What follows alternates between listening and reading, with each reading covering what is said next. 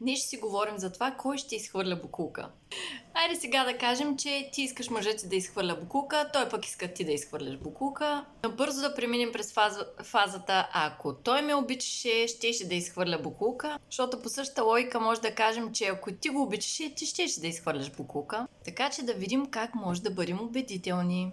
Ако той не е убеден, значи ти не си била убедителна. Първо, разбери какво искаш. В случая е лесно, защото ти знаеш, че искаш да изхвърли бокука. Второ, разбери защо отказва. Има най-различни причини той да не иска. Например, майка му винаги е изхвърляла бокука в тяхната къща. И за него това звучи правилно.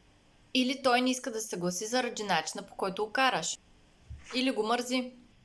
И както виждате, ако аз разбера каква е причината, оттам нататък имам съвсем различен подход.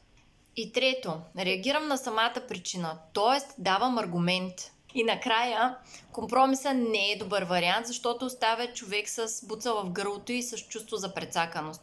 А това не е окей. И сега, за да може да направите тези стъпки практически, на вас ви трябва да се чувствате стабилни в себе си, уверени и обичани.